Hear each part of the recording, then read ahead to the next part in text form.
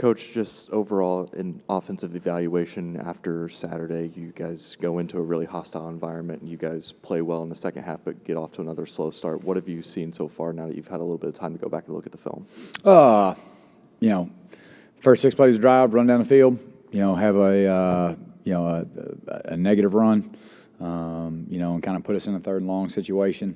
Ended up having to punt the football there. So even on, from the very first drive, just negative plays, lack of explosives in the run game, that was a big deal, and lack of efficiency in the run game, because obviously from just a first down efficiency standpoint, you always want to be somewhere around 50% for the game, and that was kind of our lowest number of the year. I think we were like 38, 39%. So got to be a little bit better, on early downs, and then we got to finish drives in the score zone.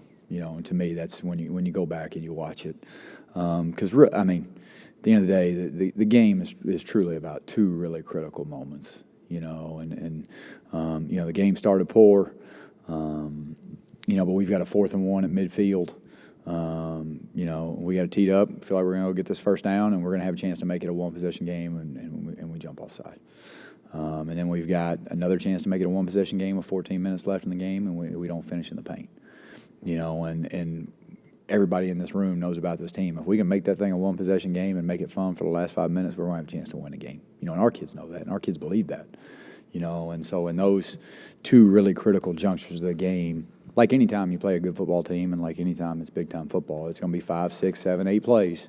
They're going to be unbelievably critical, and you got to make more than your half. We've made those in those first 3 games. We didn't yesterday or Saturday, and that's kind of the result that we got. It's kind of procedural, but I asked Connor this too. He's leading the nation in pass attempts per game right now. Is there anything you do as a coach basically to just help him maintain his arm and his shoulder? I know that whole body he's got to do stuff just to deal with the wear and tear of Big Ten football, but with his arm and his shoulder specifically when he's using it so much on Saturday, and I imagine 66 attempts at Cincinnati's maybe the high end, but you guys want to play fast and and there's a couple things that from an arm care standpoint, obviously Coach Wellman does an incredible job with our guys. That's going to be his body armor, that's going to be his rotational strength and rotational force, that's going to be his body weight, and so first and foremost, Coach Wellman does a phenomenal job making sure those guys' bodies are prepared to play. For us on the football side, it's a everyday arm care pre-practice, everyday arm care post-practice, from the same warm-up procedure that we use every single day to how we handle ourselves post-practice. And we try to be really mindful of the amount of balls that are thrown in practice. There's certain periods of the day in special teams when we're doing individual pocket management stuff, pocket awareness, evasions, where we're purposefully not throwing for certain periods of the day just to give those guys a little bit of relief. But for the really good ones, the ball don't get real heavy. And that goes for quarterbacks, tailbacks, wideouts, and so, but no, definitely on the high side, I think a lot of that had to do with, how we were running the football earlier in the game and the fact that we were down 2 or 3 possessions for the majority of the second half. I can promise you we did not plan on going out there throwing it that many times. Through 4 games, what's your just evaluation about how this team handles playing with your tempo? Do you think it's a good tempo team at this point, and what makes the tempo continue to be valuable? Yeah, I think, from a value standpoint, you look at the comfortability that we have in the half and in the game, from a 2-minute standpoint, Saturday notwithstanding, on the sack fumble, but we've won some games or put ourselves in a position to win some games because that's kind of what we do from a, comfortability standpoint. You look at some of the scores that we've had, the first touchdown against Cincinnati, they're not lined up at all. We got a wide open guy. We've had, the first explosive of the season on a 3rd and 16. Illinois is not lined up. We get a, 50-yard chunk. So, it's been incredibly valuable to us. I think that we're playing plenty fast. I think now the challenge for us is just the execution's got to match the pace, because we've done a great job pressuring defenses. We just got to make sure that the execution picks up as well. And, where it really shows up is in the run game and in pass protection, simply because you've got to get comfortable with the fact that they're not going to be lined up correctly a lot of the time, and that's just part of the deal. And as our guys grow and mature, we'll continue to get better and better. Coach, curious about Josh Henderson. how would you describe him as a person? And, I mean, is there anything that just comes to mind that you can recall that speaks to who he is? Yeah, I mean, dude, everybody that has surrounded him in his life is a really, really, I mean, two wonderful parents. Okay, Todd Smith is high school football coach at the Hun School in Princeton. Unbelievable guy, you know, and so he's been raised in his home and outside of his home within the game of football by great people, you know, and everybody that's ever been around him, whether it was head high school football coach, whether it was Coach Smith at the Hun School, whether it was even the, you know, Coach Longo and those guys that coached him in Carolina that we have relationships with. I mean, everybody just raved about what type of kid he is. And like a broken record, the kids that want to come to a place like this and play for a man like Tom Allen, they're usually really good people, you know. And so he's a great kid. He's a worker, very conscientious. He's a, you know, very detail-oriented, you know, pass protection's important to him, just doing everything the right way, from how he prepares, how he practices, you know, to how he performs. And then on top of that, he's done a great job on game day, you know, and he's been a really valuable player for us. Coach, when you look at some of the slower starts that the offense has had early in the games, how much of that do you think is on the game plans that you guys have had coming into the games versus just mistakes or little things that are happening actually out on the field? That's a wonderful question. Is it the kid's fault or is it my fault? That's a great question. Okay. It's always my fault. Okay. It's our fault, you know, and everybody in this building, we all have a role to play.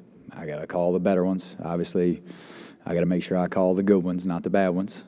I think every offensive coordinator that's ever coached this game, you know, try to make sure you don't call any of the bad ones, just call the good ones. But no, we've all got to be better, you know, and you know, whether it be execution detail, whether it be right play, wrong look, whether it be, you know, lose on an individual, I mean, whatever it may be. We've had every ill of football early in the game, but that's on all of us. It's on me. It's on our coaching staff. It's on our players. That's on everybody. And that's the one great thing about this group is they're incredibly self-critical, but never to a fault. They're going to do everything they can to improve and move forward and make sure that every time we step out there, that every Saturday that we go, that we're the best version of us. Hey, Coach, just want to get your thoughts. The offensive line has had some issues. What do you need to do? What do they need to do to have the impact you need for this team to be a bowl team this season? Yeah, I mean, it's a fantastic question. Number one, I mean, we got to make sure that we're doing everything that we possibly can to have our best five guys out there, you know, and whether that be having to move guys around or do whatever we need to do. And Coach Allen alluded to that earlier, you know, and I think that's appropriate. Number two, those guys in certain situations have to be better. We got to, you know, win some one-on-ones. We got to be a little more assignment sound. Now we've played three really, really, really good defenses between Western Kentucky, Cincinnati, and Illinois, you know, and all three of them also are very exotic, you know, which poses problems. You know, and there's got to be a little bit more consistency there. And then I've got to do my part, and I've got to help not only protect Connor, but I've got to help protect our football team as well. And so it's just all of us coming together, you know, and being mindful of what our strengths are, what we're good at, what we're not good at, and making sure that myself and our offensive staff, that we're putting our players in the best possible situation to be as successful as we can be. I want to go back to what you said when we were talking about tempo, when you mentioned that your team's got to get used to the fact that the other team's not going to be lined up right. Mm-hmm. How is that a challenge for the offense? It sounds like it is. It sounds like that's what you're saying, is that those guys not being in the spot where you expect them to be is a challenge on offense as much as on defense. How so, and how does that – what's that adjustment like? What do you have to do to figure out what to do when they're not where you expect them to be? You know, it's the same – I mean, the good news is, or I won't say the good news, you know, the truth of it is that since I was a player – you know, when I was a really, really, really bad football player at Middle Tennessee State University, and we were one of the few people going really fast, you know, it's something that you deal with. You know, now, back then it was even worse because defenses were still attempting to huddle. So there would be times where all 11 players would be inside the hash marks when you would snap the ball. And so through the evolution of it, you know, defenses are doing a better job.